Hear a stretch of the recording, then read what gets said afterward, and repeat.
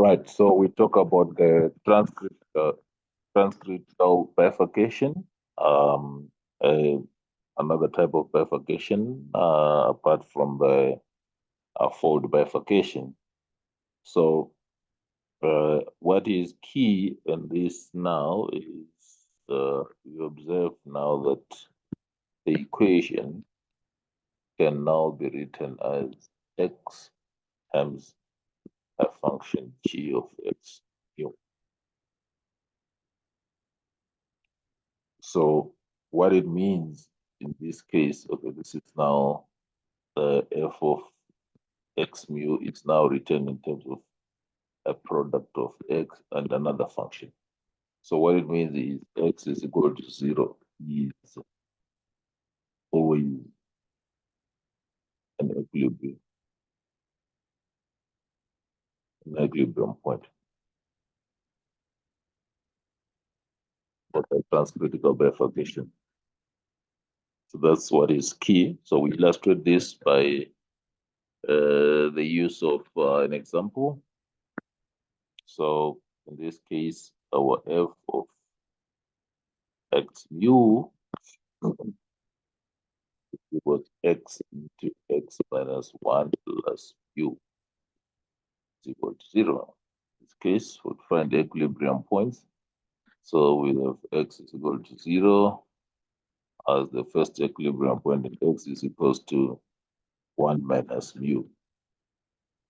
Now, in this case, there's no need to worry about mu restrictions on mu. You can find that you can notice that mu covers the domain of mu is from minus infinity to infinity. There's no need to restrict mu.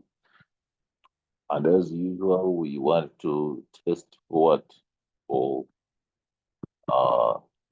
stability. And we're going to differentiate that f of x mu will give us 2x minus 1 plus mu. So this is the derivative that we have. And we now need to evaluate f at, let me call the other one x1, the other one x2. So at x1, this is minus 1 plus mu. Or if you want, you can write it as mu minus 1. So we now need to establish conditions for stability. So it's either mu minus 1 is less than 0, or mu minus 1 is greater than 0, or mu minus 1 is equal to 0. But we know that if mu minus 1 is less than 0, then x1 will be what? Stable. And if mu minus 1 is greater than 0, x1 will be unstable. And then here is non-hyperbolic. So solving those three inequalities, we can now conclude that x1 is equal to 0 is stable when mu is less than 1. Unstable when mu is greater than 1. And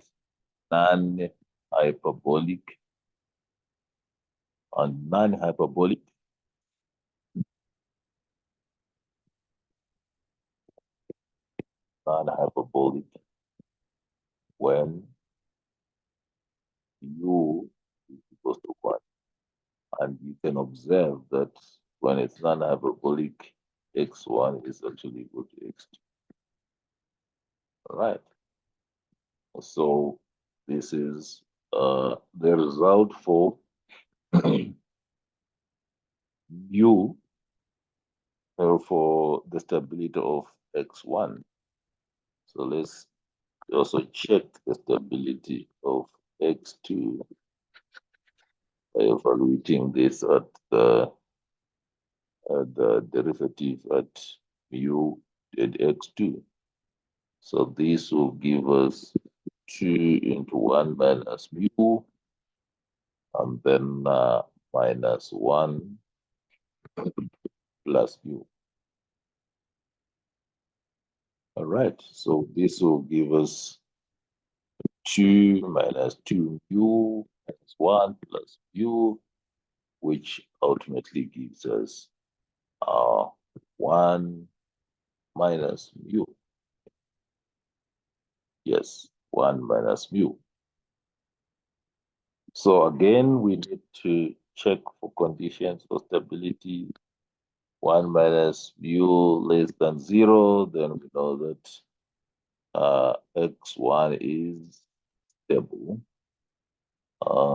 If 1 minus mu is greater than 0, then we know that x2 is unstable. And if 1 minus mu is equal to 0, then we know that this is non-hyperbolic.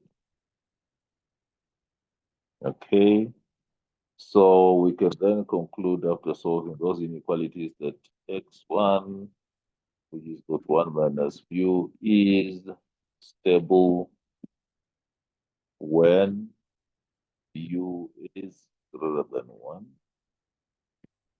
unstable when mu is less than 1, and non-hyperbolic when mu equals to 1. And again, cross-check that mu is equals to 1, x1 equals to x2. We can have a summary here. I'm just deciding to do a summary using a table. U less than 1, U equal to 1, U is greater than 1. So the table, and you can now check for stability of x1. x1 is equal to 0, and x2 is equal to 1 minus mu. So we saw that when mu is less than 1, x1 is stable. X1 is stable.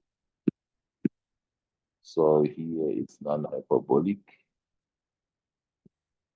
or we can even say x1 is non-hyperbolic, and x1 is equal to x2. 1 loses stability. And if we check x2, it's unstable when mu is less than 1. It's non-hyperbolic here, which means x1 is equal to x2, and then it's stable when mu is greater than 1. So you can observe here that there is an exchange of stability. When x naught is, when mu is less than 1, this one is stable, this is unstable. And then when mu is equal to 1, both of them are at the same place.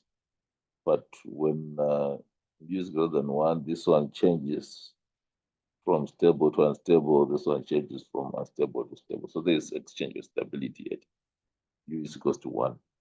And this is where we then now say we have a bifurcation point. There is a bifurcation point at mu is equals to 1. And when mu is equals to 1, we then find that x1 is equals to x2 is equals to 0. So what is our bifurcation point? So u naught x naught then equal to 1, 0 is our bifurcation. That's our.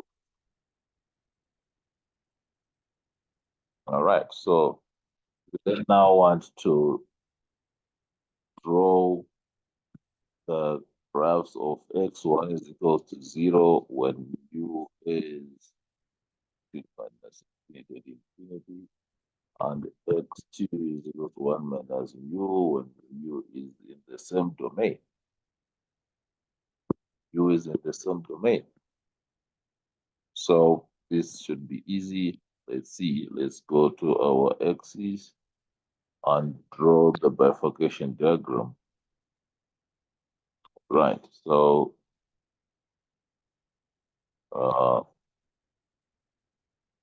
u against x. So x1 is equal to 0. I'll just present it with this blue curve slightly on top of the black one because just for illustration. And we know that it's stable. So x1 is stable here. And when mu up to mu is equal to 1,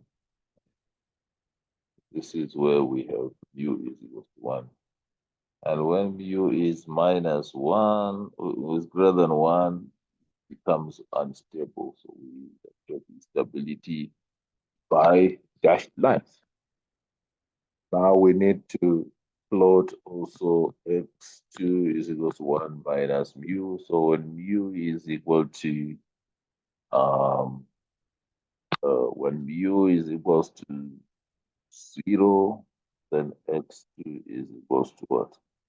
Is equals to 1. And when x2 is equal to 0, mu is equal to 1. So this is going to then take a line that goes through 1 there and minus 1. But after minus 1, this is going to be stable. So we now have x1 stable, unstable, and x2. This is now stable, and it was unstable here.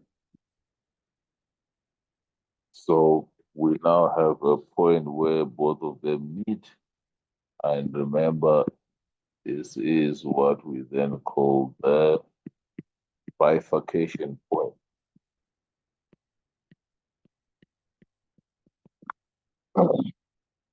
So take note, this is not a fold bifurcation because both because there is a smooth transition. Or of course, because both of them are existing from minus infinity and to infinity, and they exchange stability in a much more forward manner. So it was stable here, and then it passes the stability without, I mean, in a much more forward manner. So in a way, this one is now called a transcritical,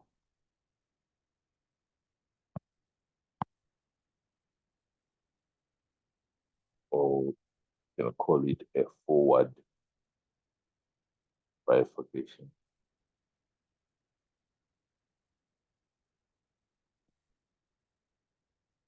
And you can now determine the direction of trajectories. This one is unstable, so it's expelling. Solutions that start somewhere here, they'll be expelled, they'll be expelled.